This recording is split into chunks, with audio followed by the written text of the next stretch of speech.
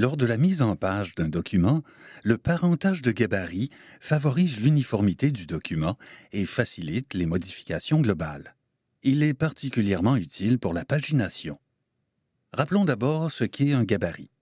Un gabarit est une page servant de modèle à d'autres pages. Les éléments graphiques et textuels présents sur le gabarit apparaîtront sur les pages liées à ce gabarit. Il permet de modifier rapidement un élément commun à toutes les pages. En modifiant le gabarit, toutes les pages associées à ce gabarit seront elles aussi modifiées. Lorsqu'un document contient plusieurs pages, l'utilisation de gabarits est très utile et plusieurs gabarits seront parfois nécessaires. En effet, un document présentera souvent plus d'un modèle de mise en forme pour ses pages. Par conséquent, il est préférable de créer plusieurs gabarits afin de mieux répondre aux différentes exigences du document. Prenons pour exemple ce document. Ces différentes sections ont des besoins spécifiques et contiennent toutes plusieurs pages.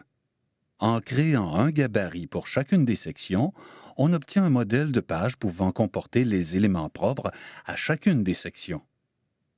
Lorsque de nouvelles pages sont créées à partir du gabarit de section, les éléments spécifiques à cette section et son gabarit apparaissent sur ces pages. Les pages seront liées au gabarit d'après lequel elles ont été constituées.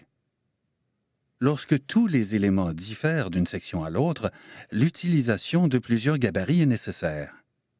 Or, la plupart du temps, certains éléments doivent apparaître sur toutes les pages d'un document. Et évidemment, ces éléments pourraient être copiés-collés sur tous les gabarits. Cependant, si ces éléments doivent être modifiés, les modifications doivent être apportées sur tous les gabarits. Afin de se faciliter la tâche, il est préférable d'utiliser le parentage de gabarits. Le parentage des gabarits se fait en créant un gabarit d'après un autre. Lorsqu'un gabarit est créé d'après un autre, tous les éléments du premier gabarit se retrouveront sur le gabarit enfant. D'autres gabarits peuvent aussi être créés d'après un gabarit enfant. Une hiérarchie de gabarits pourra être ainsi constituée. Revenons à notre exemple. Il est d'abord conseillé d'avoir un gabarit parent, contenant les éléments devant se retrouver sur toutes les pages. Des gabarits enfants pour chaque section pourront être créés d'après ce premier gabarit parent. Lorsque des sous-sections doivent être ajoutées aux sections, de nouveaux gabarits peuvent être créés d'après les gabarits parents de la section. Puisque les gabarits de section étaient aussi créés d'après un gabarit parent, les éléments de ce premier gabarit apparaîtront aussi sur les gabarits des sous-sections. Une hiérarchie de gabarits facilitera les modifications d'éléments communs à plusieurs pages.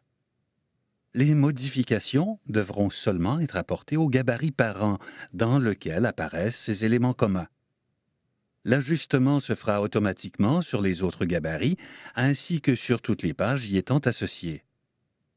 La technique de parentage de gabarit est particulièrement utile pour la pagination d'un document. La pagination devra être placée sur le gabarit parent pour qu'elle soit répercutée à tous les autres gabarits issus de ce dernier. Planifier l'utilisation du parentage de gabarit permet de gagner un temps considérable lors de la mise en page d'un document.